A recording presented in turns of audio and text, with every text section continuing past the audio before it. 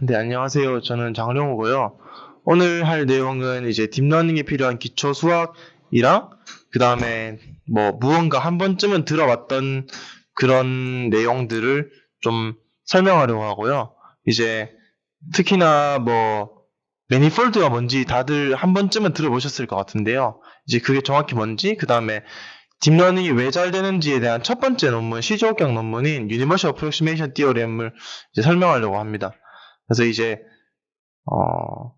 첫 번째로 리니어 알제브 선행대수를 좀 간단하게만 설명하고요. 이제 최소한의 내용만 설명하고 그 다음에 매니폴드 하이포테시스라고 할 때 그 매니폴드가 무엇인지를 좀 설명해 드리려고요. 그 다음에는 이제 딥러닝에서 정말 왜 잘 되는지 이제 시초격 논문인 Universal Approximation Theorem을 설명해 드리려고 합니다. 그래서 이제 뭐 수학 공부 하실 분들은 여기 책이 있으니까 참고하시면 되고요. 이제 이런 내용들을 다 아시겠는 분은 이제 더 이상 이걸 들으실 필요가 없어요. 선행대수도 난 다 안다. 매니폴드 뭔지 안다. 매니폴드 하이포테시스와 매니폴드 컨젝처 사이의 차이도 안다.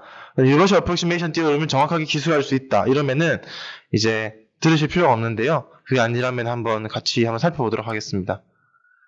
선행대수부터인데요. 이제 뭐 여기 박사님들도 계시고 많은 분들이 계시지만 이제 그냥 다 아시는 내용일지도 모르겠지만 한번 다시 복습을 해보면요. 고등학교 때 우리는 이제 벡터를 크기와 방향이 있는 거라고 배웠어요. 그래서 예를 들어서 뭐 스칼라는 크기만 있는 거, 벡터는 크기와 방향이 있는 거. 그래서 벡터는 뭐 빠르기 이런 거고요. 스칼라는 몸무게, 시간 이런 거다. 뭐 이렇게 배웠는데요. 사실 그건 다 틀렸습니다. 다 틀렸는데요. 이제 현대 수학에서 뭐라고 정의하냐면은 벡터는 벡터 공간의 원소라고 정의해요. 그럼 벡터 공간이 무엇인지 알아야겠죠? 그래서 벡터 공간이 무엇인지 그 정의를 살펴보면요. 굉장히 좀 난해합니다. 예, 이거 차근차근 일단은 이거 한번 살펴보고 이게 어떤 의미를 갖는지 오늘은 강의를 함에 있어서 이제 기본적으로 이게 어떻게 정의되는지를 던져드리고 그 다음에 그게 어떤 의미를 갖는지 이렇게 그 순서대로 설명을 드릴 거예요. 그래서 벡터 공간 같은 경우에는 일단 아벨군을 이릅니다. 이게 무슨 말이냐면은 첫 번째 V 더하기 W는 W 더하기 V 그러니까 교환법칙 덧셈에 대한 교환법칙 성립하고 덧셈을 어떤 순서로 해도 상관이 없습니다. 그리고 0이라는 벡터가 존재해서 0은 덧셈에 대한 항등원이라는 성질을 가집니다. 그러니까 0에다가 어떤 벡터를 더해도 자기 자신이 나오는 거죠. 그다음에 이미 벡터에 대해서 역원이 존재해서 그 역원이 자기 자신과 더하면은 0벡터가 나와야 됩니다. 제가 이렇게 말하면 무슨 말인지 잘 안 알겠죠? 좀 이따 다시 말씀드리겠습니다. 벡터 공간은 F 가운을 이릅니다. 이게 무슨 말이냐면은 상수곱을 했을 때 어떤 순서에도 상관이 없고요. 1이라는 숫자가 있어서 벡터에다 1을 곱하면 자기 자신이 또 나와야 된다는 소리입니다. 그 다음에 상수곱에 대한 분배 법칙이 성립해야 된답니다. 그래서 이거 좀 이따 다시 설명드릴게요. F가 실수면 우리는 V를 실벡터 공간이라 부르고요. F가 복소수면 우리는 복소 벡터 공간이라 부릅니다. 그래서 이게 무슨 말이냐 이렇게 딱 하면은 이것만 보면은 굉장히 좀 무슨 말이냐 이런 느낌이 들죠. 근데 벡터 공간을 이제 다시 살펴보면요. 벡터 공간은 덧셈과 상수곱이 우리가 아는 덧셈과 상수곱인 공간에서 그냥 의미할 뿐입니다. 그러니까 우리가 아는 덧셈을 어떤 순서라든 상관없죠. 순서를 바꿔도 되고 그것처럼 덧셈도 이제 순서를 바꿔도 되고 그 다음에 어떤 순서에도 상관없고 뭐 그런 식의 그 다음에 0이 존재해서 나와 0을 더하면 이제 나와 자신이 되고 여기 0원이 존재해서 나와 0원을 더하면은 다시 0벡터가 나오고 이런 아주 우리가 잘 아는 그런 덧셈에 대한 정의가 잘 된 공간을 이제 의미하고요. 상수곱 같은 경우에도 우리가 아는 상수곱의 성질을 모두 만족시켜야 됩니다. 그래서 막 되게 어렵고 난해한 공간이 아니라 그냥 난해한 집합이 아니라 그냥 우리가 잘 아는 것을 추상화해서 연결시켜 놓은 그런 집합에 불과합니다. 그리고 수학에서는 어떤 특정한 대상들을 다 모아놓으면 그걸 공간이라고 부르거든요. 그래서 벡터들을 모아놓은 집합을 그냥 벡터 공간이라고 부르는 겁니다. 그 벡터는 이제 벡터 공간의 원소가 되고요. 그러면은 이제 벡터 공간이 뭔지 조금 느낌이 오셨으면 네. 안 오셨어요? 아니, 벡터 공간은 거는요. 좌표 평면도 벡터 공간입니다. 예를 들어서 벡터 공간은 덧셈과 상수곱이 잘 정의되면 되잖아요. 제가 말씀드렸잖아요. 덧셈과 상수곱이 잘 정의되잖아요. 네, 그래서 스칼라는 1차원 벡터 공간이에요. 앞에서 예전에 스칼라의 설명이 틀려 있었다라고 얘기한 이유는 이제 스칼라도 1차원이라는 방향성을 가지기 때문에 공간 개념이 생기기 때문에 네. 벡터도 크기와 방향이 아니고요. 덧셈의 상수 구분되면 다 벡터입니다. 그래서 스칼라도 1차원 벡터 공간이고요.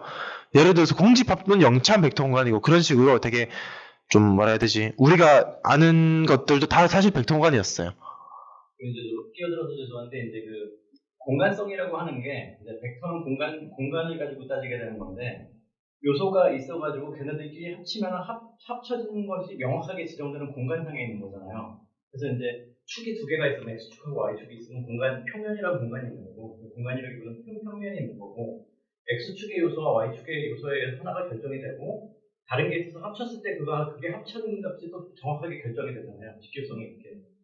이것이 이제 표면을 말씀드릴 수 있는 거고 그래서 벡터는 그런 표면상에서의 그 구성원이 되는 것이다. 그래서 그게 2차원이 아니라 3차원일 수도 있고 4차원일 수도 있고 5차원일 수도 있고 그래야지 벡터가 되는 거죠.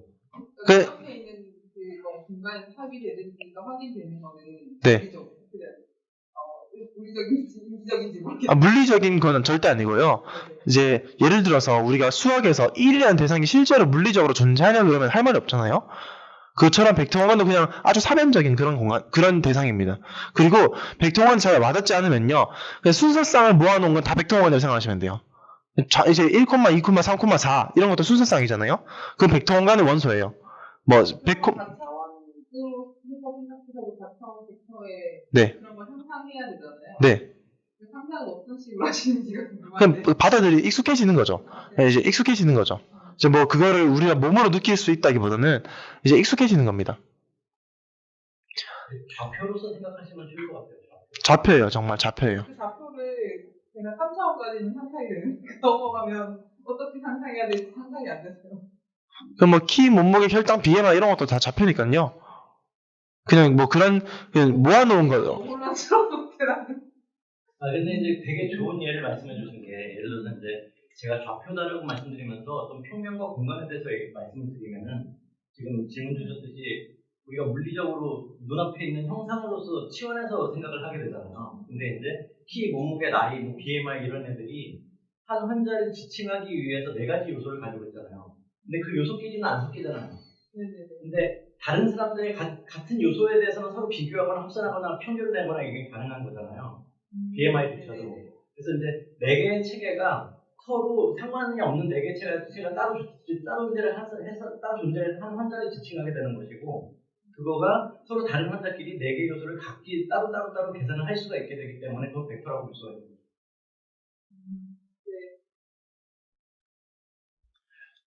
뭐 좀 와닿으시나요, 혹시? 알듯말듯하면은 좀 시간이 지나면 원래 수학이라는 게 시간이 지나면 되게 느낌이 오거든요. 아니 이게 사실 다 듣던 말인데 네. 다르게 설명하니까 더 어려운 것 같은데. 뭐 좀 시간이 지나면 익숙해질 겁니다. 정말로. 그래서 이제 벡터 공간을 정의하면요. 이제 리니어 컨비네이션이라는 걸 정의하게 되는데요. 뭐 말 그대로 선형 결합입니다. 선형 결합이란 거는 이제 직선이잖아요. 근데 이걸 1차 결합이라고도 얘기하는데요. 이제 이게 뭐냐면은 V1부터 Vn까지가 벡터고요. A1부터 An까지가 상수면요. 실수면요. 이제 V1부터 Vn까지 리니어 컨비네이션은 그냥 그걸 하나하나씩 곱해서 다 더한 거에 지나지 않습니다. 그냥 다 더한 거에 지나지 않아서요. 그럼 이건 새로운 벡터가 되겠죠? 제곱항도 없고 세제곱항도 없고 뭐 아무것도 없고요. 그냥 이제 1차원으로 다 곱해서 더한 겁니다. 이걸 리니어 컨비네이션이라고 하고요. 조금 어려운 개념일 수도 있는데 리니어리 인디펜던트라는 개념이요. 이제 뒤에 예시가 나오는데요. 이제 V1부터 Vn까지가 벡터고요. 이것들이 리니어 컨비네이션이 있습니다. 그러면 우리가 V1부터 Vn까지가 주어졌다고 하면요. 리니어 컨비네이션으로 개수들을 알 수 있겠죠. 개수들을 아는데 그 개수들을 다 곱해서 더한 게 0벡터가 되는 그런 개수가 아주 트리비얼, 자명한, 그러니까 A1부터 An까지가 모두 0인 경우밖에 없다. 그러면 우리는 이 벡터들을 리니어리 인디펜던트라고 불러요. 잘 무슨 말인지 이해 안 되실 거예요. 이게 무슨 말이냐면요. 예를 들어 설명하면 좀 더 낫습니다. S가 1,0, 0,1이라는 두 벡터의 집합이에요. 그러면은 A 곱하기 1,0 더하기 B 곱하기 0,1이라는 어떤 방정식을 만들 수 있겠죠? 이게 0벡터가 되는 거는 어떤 솔루션이 있을까요? 이거는 이렇게 계산을 해보면요. A, B가 나오잖아요. 여기 보시듯이. 근데 A, B가 0벡터가 되려면 A는 얼마여야 돼요? 0이어야 되죠? B도 0이어야 되죠? 그렇기 때문에 우리는 1,0과 0,1을 리니어리 인디펜던트라고 부릅니다. 혹시 무슨 말인지 좀 이해가 되시나요? 네. 그래서 그러면은 이렇게 하면은 선형대수에서는 리니어리 인디펜던트면은 이제 되게 좋은 성질들을 가지고 있거든요. 예를 들어서 이제 S라는 집합이 있는데요. S는 그냥 뭔지도 모르겠는 벡터들을 모아놓은 집합입니다. 근데 이제 이 S들이 리니어 컨비네이션이 전체 공간인 V를 생성해내면요. 우리는 S를 기저라 부릅니다. 예를 들어서 다시 위로 올라가면요. 좀 이것도 좀 한 번에 와닿는 그런 개념은 아닌데요. S라는 게 1,0, 0,1이잖아요. 이것들이 리니어 컨비네이션은 A, B가 되겠죠. 그러면 A, B는 2차원상의 임의의 점을 다 만들어낼 수 있죠. A에 어떤 값을 대입하고 B에 어떤 값을 대입하면. 그러니까 1,0과 0,1은 기저라는 베이시스라는 게 됩니다. 예를 들어서 1,0, 0,0, 0,1,0, 0,0,1 이렇게 세 개의 벡터가 있으면요. 그 세 개의 벡터로 리니어 컨비네이션에서 좌표 공간상의 모든 점을 만들어낼 수 있잖아요. 그렇기 때문에 1,0, 0,0, 0,1,0, 0,0,1은 3차원의 기저를 이룹니다. 근데 예를 들어서 3차원에서 요거 1,0, 0,0, 0,1,0 요거 두 개만 있으면은 Z좌표에 대한 정보가 없잖아요. 그러면 걔는 기저가 되지 못하는 거예요. 좀 따라오시겠나요? 그러니까 그 기저는요. 그 벡터 공간상의 모든 벡터를 다 만들어낼 수 있어야 되는 게 기저거든요. 그래서 3차원에서 예를 들어서 여기서 지금 1,0과 0,1이 있잖아요. 뒤에 0 하나씩만 더 붙었다 생각해 보세요. 그럼 벡터가 두 개 있죠. 근데 그러면 1,0, 0,1,0 두 개만 가지고 있으면요. Z좌표에 대한 정보가 하나도 없잖아요. 그렇기 때문에 얘는 Z의 축을 못 만들어내겠죠. 그래서 얘는 3차원의 기저가 되지 못한다는 소리입니다. 그래서 그게 기저고요. 이제 벡터 공간이 차원은요. 이제 이것도 뭐 아시는 분들은 다 아시겠지만 이제 벡터 공간의 차원 같은 경우에는 S가 기저일 때요. S가 그러니까 리니어리 인디펜던트 셋 아까 말씀드린 그런 1,0, 0,1 같은 성질을 가진 녀석들이고요. 그걸 다 모아놔요. 리니어리 인디펜던트 셋. 그러면은 한 개만 있는 집합도 있겠고 한 개, 두 개가 들어간 집합도 있겠고, 뭐, 그렇게 집합이 여러 개가 나올 수 있죠?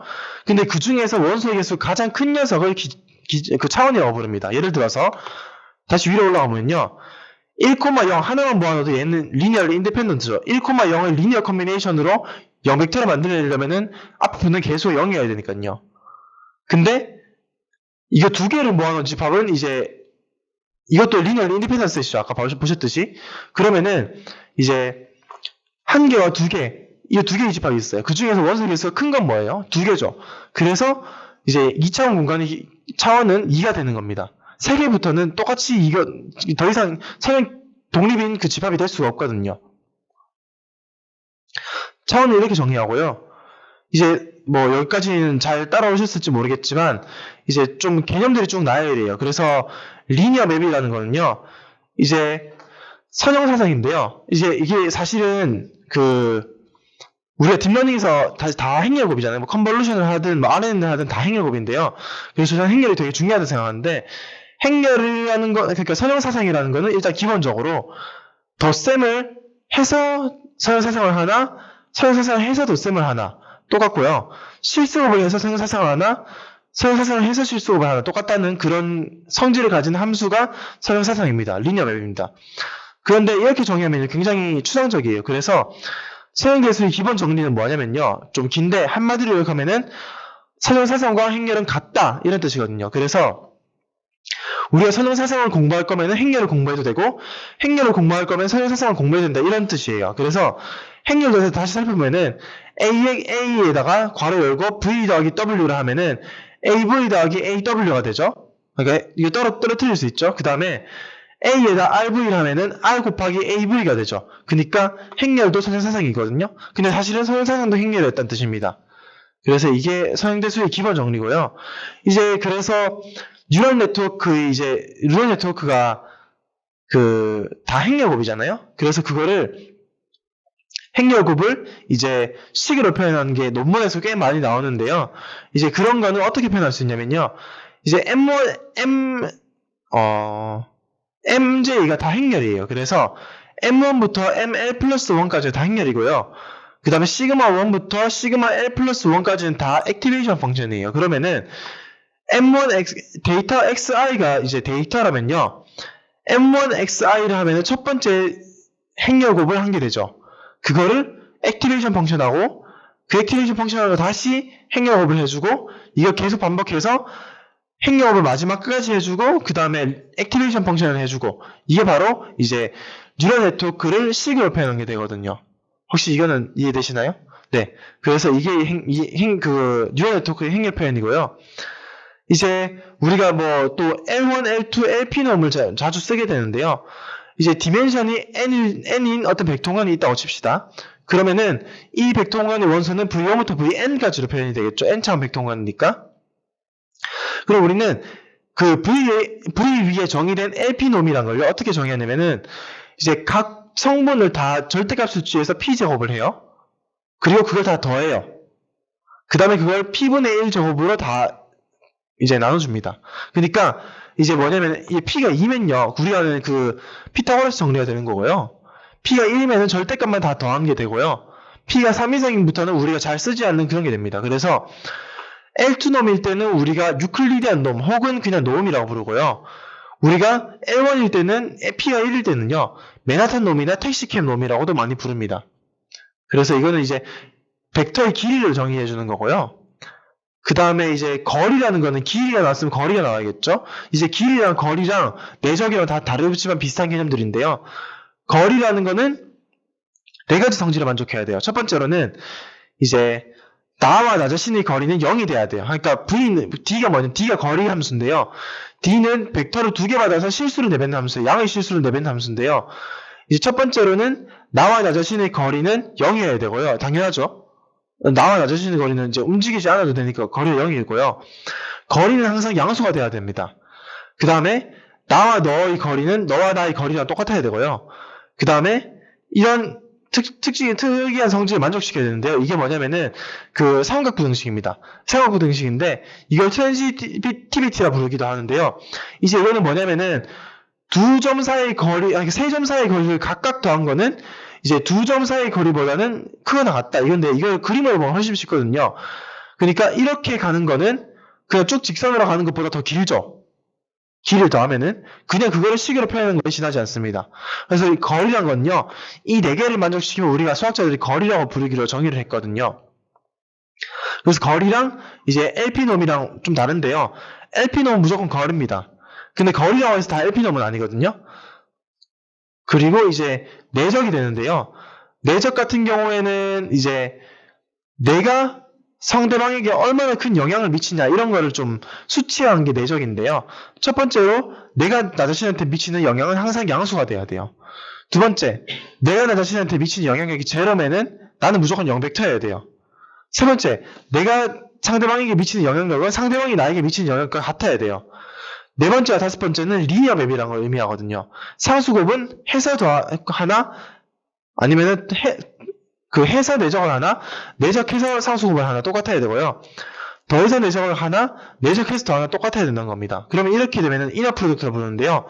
이제 이너 프로덕트는 사실 뭐 그냥 우리가 잘 아는 그냥 이너 프로덕트, 그러니까 내적이라는 것밖에 쓰지 않는데요.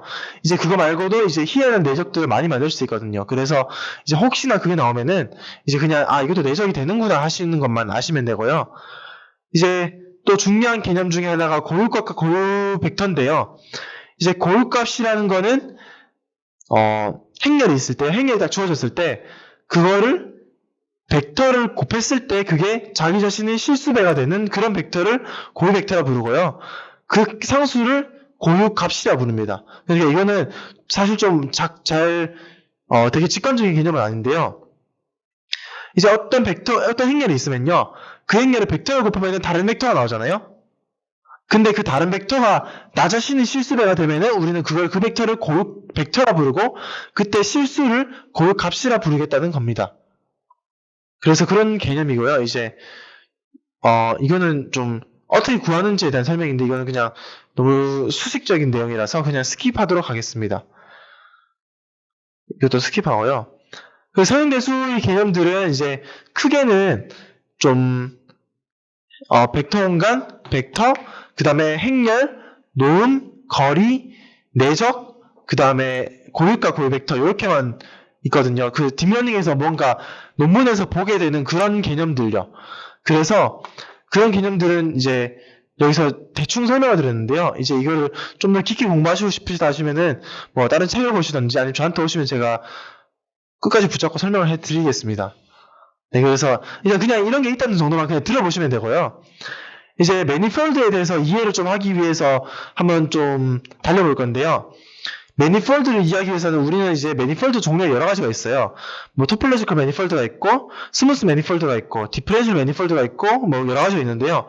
이제 우리는 토폴로지컬 매니폴드를 먼저 이해해 볼 거예요. 이제 그래서 토폴로지란 건요, 어떤 집합이 있을 때 그 집합에서 말하자면 도형을 추상화해주는 그런 개념이거든요.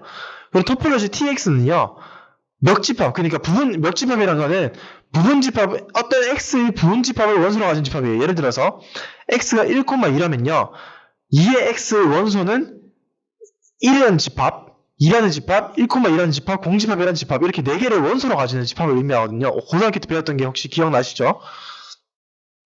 그 멱집합의 부분집합인데요. 이제 특정한 조건을 만족시키는 멱집합의 부분집합입니다. 첫 번째로 공집합과 전체 집합은 위상 오픈셋이에요. 이거 우리 오픈셋이라고 부를 거거든요. 공집합과 전체 집합은 오픈셋이에요. 여기서도 제가 일단 개념을 먼저 스트릭트하게 말씀을 드리고 그 다음에 이게 어떤 의미를 가지는지 말씀드릴 건데요. 이제 합집합을 또 그래서 말씀을 드리면요. 첫 번째로 공집합과 전체 집합은 오픈셋이고요. 이제 어떻게 뽑았는지 간에 유한집합이든 무한집합이든 상관없이 합집합을 하면 그건 다시 다 오픈셋이 됩니다. 그 다음에 유한계만 교집합을 하면은 그것도 오픈셋이 되거든요. 이게 무슨 말이냐면요. 이제 우리는 기하학이라는 걸 하고 싶어요. 그러면은 기하학은 도형을 다루는 학문이잖아요. 그러면은 일단 기본적으로 공집합과 전체집합은 도형이라는 겁니다. 도형. 근데 도형을 우리는 이제 이어붙일 찢고 할 거예요. 근데 도형을 어떻게 이어붙이던 간에 무한계를 이어붙여도 그건 다시 도형이 된다는 소리입니다. 도형은 붙이면 다 도형이에요. 근데 도형을 교집합, 자르는 의미죠. 자르면은 무한히 자르면 안 된다는 소리예요. 유한계만 자를 수 있다는 소리예요. 그러니까 왜냐면은 도형을 자르는데요. 우리가 관심 있는 거는 어떤 덩어리이지 점이 아니거든요. 근데 무한계로 잘라버리면 점이 나올 수 있죠. 그렇기 때문에 무한번 자르는 건 허용하지 않겠다는 소리입니다. 혹시 따라오시겠나요? 다시 한번 설명드리면요. 도형을 우리가 이야기하고 싶은데요. 기본적으로 공집합과 전체 집합은 도형이다. 이런 소리고요. 그 도형이 수가 정으로 이루어져 있는. 아니요. 그냥 이렇게 막 되게 물렁물렁한 대상으로 생각하시면 돼요. 찰흙이라고 생각해요. 찰흙. 3차원의 베이스 같은 거예요. 네, 3차원의 어떤 메스 같은 거죠. 덩어리 같은 거죠. 덩어리. 그런 덩어리 상상하시면요. 여기서 다루는 토폴로지의 도형이라고 하는 건 최소적이고 면적을 무조건 가지고 있어야 자격이 된다라고 얘기하는 그런 대상만 우리가 이야기하고 싶은 거죠. 3차원이어야 돼요. 아니요. 무한 차원이어도 되고요. 뭐 n 차원이어도 되고 1차원이어도 되고 상관없어요. 1차원이어도 돼요. 네, 1차원이어도 돼요. 1차원이면 구간이 되거든요. 정확히. 길이가 되는 거죠. 길이가 되는 거죠. 구간, 열린 구간이 되는 거거든요. 정확히 열린 구간이 돼서 이게 0,1인데요. 0을 포함하지 않고 1을 포함하지 않는 이렇게 개구간이 되는 거거든요. 정확히. 그래서 이제 도형은 합쳐도 도형인 거잖아요. 근데 무한히 자르면 도형이 안 되니까요. 그거는 배제하겠다는 소리입니다.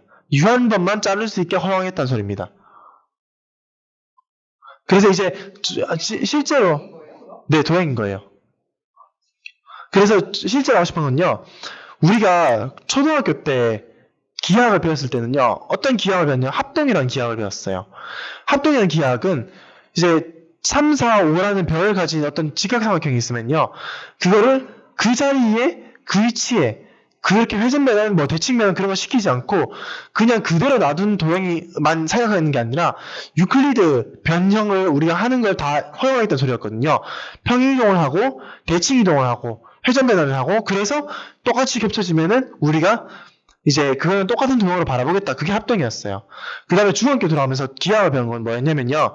이제 닮음이랑 기하학이었어요. 그거는 어떤 도형이 있는데 그거를 확대해서 보든 축소해서 보든 그걸 똑같은 도형으로 보겠다라고 했는데요. 지금부터 하고 싶은 기하학은 도형이 왜 이렇게 물렁하게 정했냐면요. 기하학이 이제 차력의 기하학이에요. 차력은 예를 들어서 구가 있다 생각해보세요. 그러면 구를 이제 조물조물 해갖고 직육면체를 만들 수 있잖아요.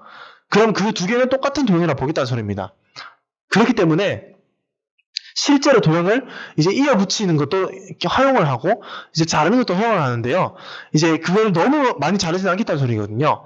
그래서 같은 자리를 같다고 가정하려면 부피가 같은 거 말고 같아야 되는 거예요. 아니 부피도 달라도 돼요. 예를 들어서 구가 이렇게 있는데 이건 이렇게 확대시킨 것도 똑같은 도형이라 보겠다는 소리예요. 이제 뭐만 보겠다는 거냐면요. 연속성만 보겠다는 거예요. 그래서 어떤 도형 예를 들어서 도넛이 이렇게 있잖아요. 도넛은 구와 달라요. 왜냐하면 도넛에 구멍이 있는데요. 이거를 붙여버려야 되잖아요. 그게 연속해서 변환이 될 수 있는 건 다 똑같이 보겠다는 소리거든요. 예를 들어서 사이즈를 늘리는 것도 연속적으로 이렇게 쭉 늘릴 수 있죠. 그 다음에 이제 구가 이렇게 있는데요. 이 구를 조물조물해서 직육면체를 만드는 것도 연속적인 변환이라고 볼 수 있잖아요. 그것도 볼 수 있는데 이제 중간에 구멍이 있는 걸 붙이는 거는요. 이제 수학적으로 연속이 아니에요. 그건 약간 좀 받아들이셔야 되는데요. 이게 연속 함수로 정의가 안 돼요. 우리가 그거는 그냥 연속 아니야? 이렇게 생각할 수도 있는데요. 그건 약간 수학적인 센스가 조금 들어가는 부분이라서 그냥 이제 구멍을 없애거나 아니면은 이제 또 그런 건 좀 허용이 안 되거든요. 그래서 이제 그 정도만 허용을 하겠다 이런 뜻입니다. 그죠? 그러니까 이제 뭔가 제가 자르고 이어 붙이는 걸 말했는데요. 일단 카메라로 딱 도형을 변환시키는 걸 찍었을 때요. 그 도형이 이제 연속적으로 변하면서 그 다음에 좀 이렇게 말하면 모순인데요. 자르거나 붙이는 게 없어야 됩니다. 기본적으로 없어야 되는데요. 그거를 이제 더 깊은 거를 이렇게 더 어플리케이션을 하고 싶으면 자르거나 붙이는 걸 허용하겠다는 소리거든요. 좀 무슨 말인지 잘 이해 안 되실 거라는 건 저도 아는데요. 이게 참 설명하기가 좀 그래요. 이게 허용하면서 허용하지 않겠다는 뜻이거든요. 그래서 어떤 경우에는 허용하고 어떤 경우에는 허용하지 않는데 기본적으로는 이제 그냥 좀 뭐라 해야 되지? 그냥 그거는 다른 차원으로 생각하긴 하잖아요. 네네. 그래서 구에서 정육면체로 변하는 건 가능한 가능한데 도넛에서 정육면체로 변하는 거는 가능하지 않다. 그런 뭔가 룰 같은 룰을 만든 거거든요. 자르는 게 안 되듯이 끼어 있는 거를 막는 것도 안 되는 거예요. 네네.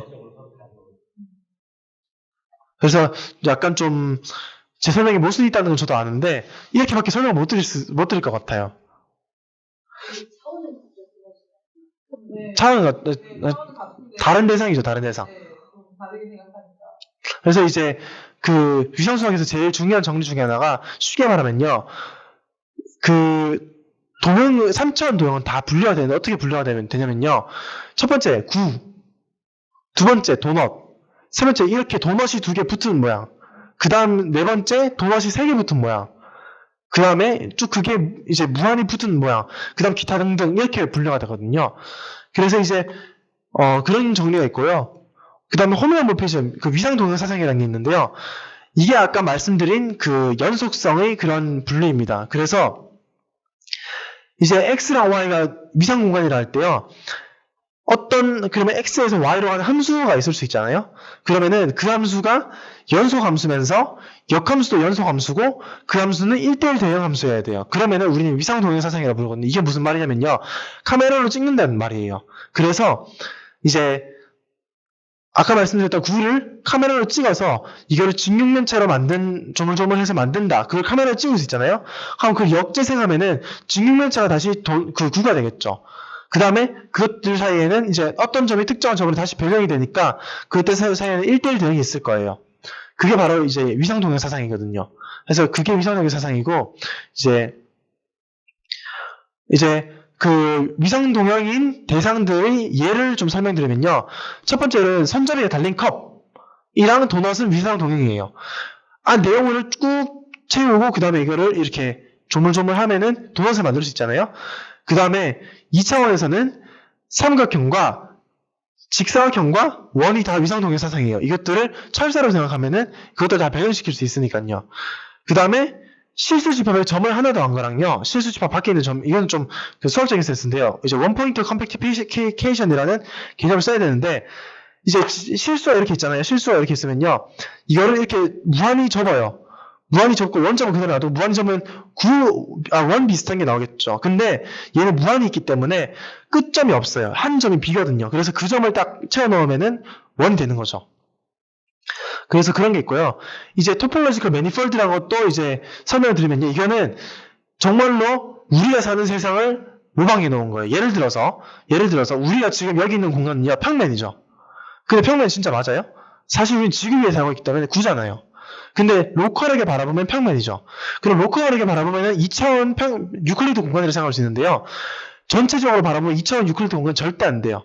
그런 것처럼 이제 로컬하게 바라봤을 때 n차원 유클리드 공간인데 실제로 n차원 유클리드 공간이 필요가 없어요.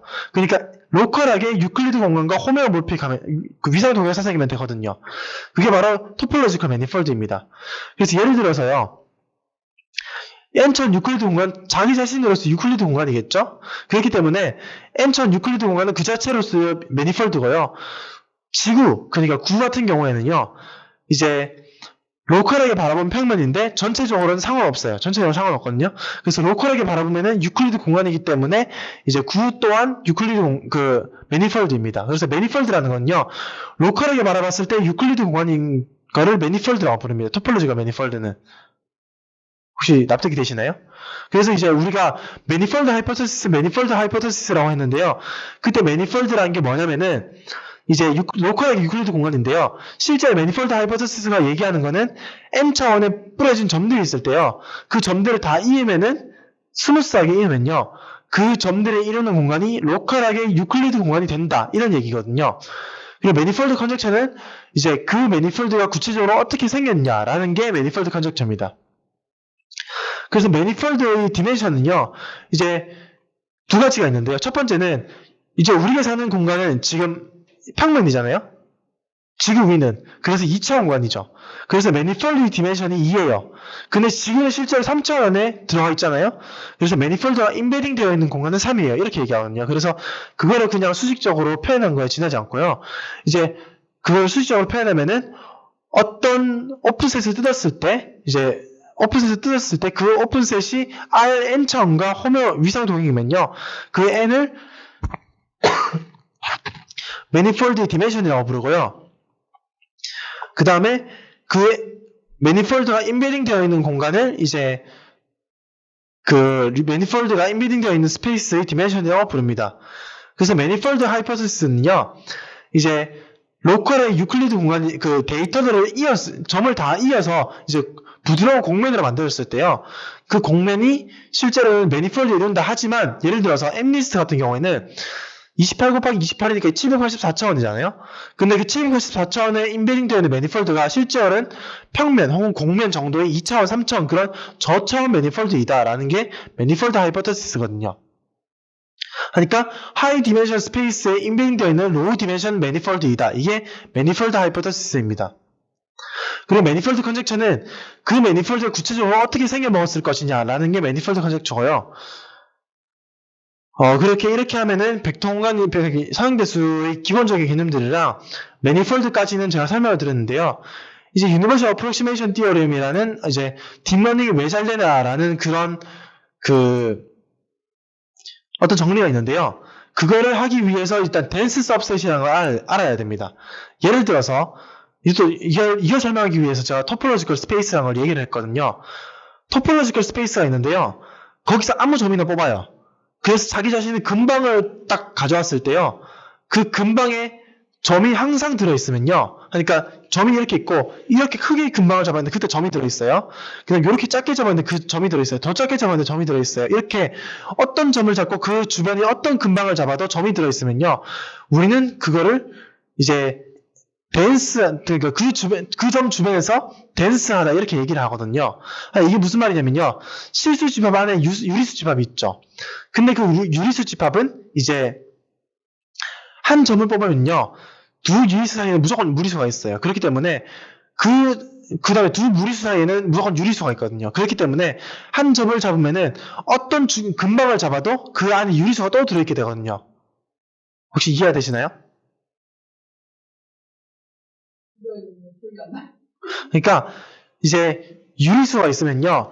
그 유리수 주변의 점을 하나만 그 유리수 주변을 그냥 이렇게 뭐라 해야 되지? 오픈 그냥 구간을 잡아요. 구간을 점점점 줄여나가도요. 그 점을 빼고 무조건 다른 점이 하나 이상은 무조건 있게 되거든요. 그 구간 안에. 그럼 우리는 덴스하다고 부르거든요. 납득이 되시나요? 믿을게요. 넘어가세요. 아, 네. 그 덴스라는 게 있는데요. 그러니까 이게 어떻게 설명하면 좋냐면요. 정말 원소들이 꽉 채우진 않아요. 원래 집합을 꽉 채우진 않는데, 그 집합에 너무 빽빽하게 들어있어서, 그 집합과 그 다음에 전체 집합을 구분할 수 없을 정도로 빽빽하게 들어있다. 이런 소리가 되거든요. 그게 바로 덴스라는 개념이고요. 이제, 시그모이덜 펑션이라는 게 있는데요. 시그모이덜 펑션은 단조 증가하는 함수인데, 그러니까 증가함수예요, 증가함수. 근데, x가 무한대로 갈 때는 1이고, x가 마이너스 무한대로 갈 때는 0이에요. 예를 들어서, 시그모이드 함수는 시그모이달 함수예요. 그러니까 이렇게, 우리가 잘 아는 이렇게 생겼잖아요. 그러면은, x가 무한대로 갈 때는 1이고, x가 마이너스 무한대로 갈 때는 0이죠. 그렇기 때문에, 이제, 시그모이드 펑션은 시그모이달 펑션이고요. 이게 좀 일반적으로 그냥 그 미분 불가능하고 그래도 되는 거고요.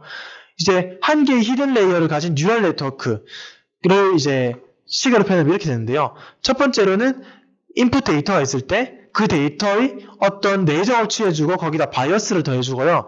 그 다음에 시그모이달 펑션으로 액티베이션을 해주고 그리고 그거를 리니어 컨비네이션 해준 게 이제 한 개의 히든 레이어를 가진 뉴럴 네트워크가 됩니다. 그러면요. 뉴럴 네트워크를 그 유니버셜 어프로시메이션 띠어는 뭐냐면요. 한 개의 히든 레이어가 있고 액티베이션 펑션은 시그모이달 펑션이에요. 그러면은 그 함수들을 다 모아놓으면요. 그 모아놓은 집합은 연속함수 안에서 덴스하다 이렇게 되거든요. 그러니까 연속함수 집합 안에서 너무 빽빽하게 있어서 더 이상 그 두 집합을 구분할 수가 없다 이런 정리가 있거든요. 그래서 그건 뭐냐면 이게 무슨 머리냐면요. 우리가 적절하게 백프로파게이션을 해주면은 어떤 연속함수든지 우리가 근사를 할 수 있다. 그런 정리가 되는 거죠. 그래서 이제 연속함수 집합과 그 시그모이덜 펑션을 액티베이션 펑션으로 가지면서 히든 레이어가 하나인 그런 그 뉴럴 네트워크는 이제 거의 구분을 할 수가 없다. 굉장히 근사가 잘 된다. 그런 정리가 있는데요. 실제로 우리가 쓰는 거는 한 개 히든 레이어가 아니라 엄청나게 많은 100개 정도의 히든 레이어를 가진 뉴럴 네트워크고요. 그 다음에 이제 뭐 우리가 쓰는 거는 그냥 행여그뿐만이 아니라 맥스 풀링, 뭐 업샘플링, 디컨볼루션 아니면은 뭐 컨볼루션, 뭐 또 드라마 이런 엄청나게 많은 게 있죠. 그래서 실제로 현실에는 이런 게 적용이 되지 않는데요. 그냥 우리가 왜 잘 되냐 그러면 아직까지 좀 제가 다음 주에 말씀드릴 건데 왜 잘 되는지에 대한 설명들을 이제 아직까지는 뭐 명확한 해답은 없는 게 사실이죠. 뭐 어떤 레이어가 잘 되냐, 왜 세그멘테이션이 잘 되냐 그건 아무도 모르는 거고요. 이제 하지만 한 개의 히든 레이어, 그 다음에 시그모이드 펑션, 액티베이션 펑션을 가지는 함수들에 대해서는 증명이 되어 있다. 뭐 이 정도만 아시면 될 것 같습니다. 그래서 오늘 말씀드린 거는 기초적인 서형대수, 그 다음에 매니폴드에 대한 접근, 그 다음에 이제 유니버셜 어프로시메이션 티어럼 이렇게 세 개를 말씀드렸는데요. 혹시 제가 준비한 여기까지 혹시 질문 있으신가요? 다음에 그러면 이제 많이 싸우면 앞에 거 프로파게이션 안 되는 거에 대해서 설명하실 거죠? 네. 그러니까 다음 주에는 이제 어떤 걸 할 예정이냐면요. 이제 왜 뉴럴 네트워크가 잘 되냐. 그 다음에 딥 뉴럴 네트워크를 실제로 정말 수학적으로 바라본 관점들에는 어떤 관점들이 있느냐. 그런 거를 조금 말씀드리려고 하거든요. 그래서 다음 주에는 좀 더 어렵습니다. 불행하게도. 다음에 그림을 좀 넣어주세요. 네, 알겠습니다. 그림을 좀 넣을게요. 근데 다음 주 그림이 들어가려고 더 없네요. 무엇이나 꿀이라도 좀 넣어주고.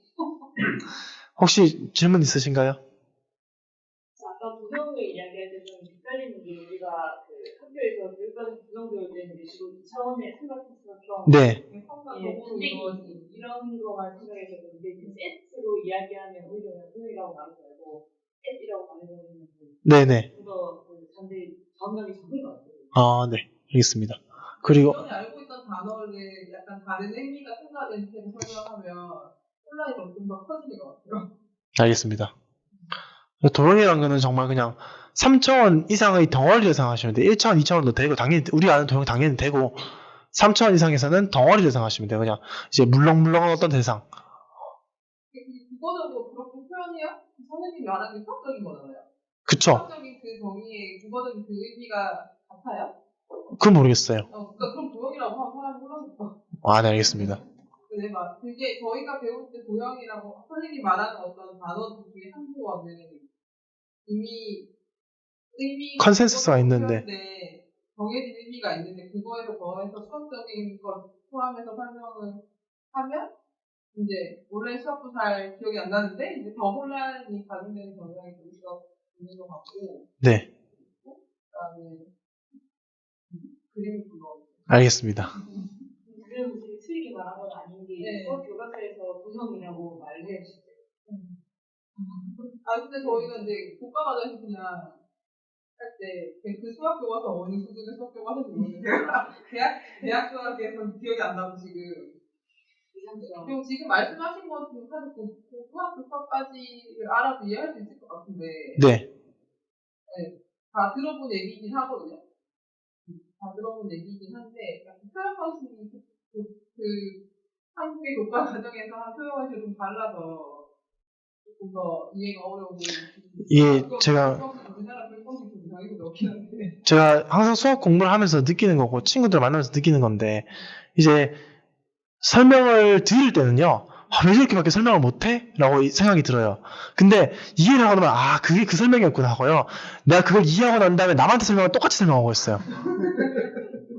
그런 약간 딜레마가 있더라고요. 네, 그럼 질문 없으시면 여기까지 하는 걸로 하겠습니다. 감사합니다.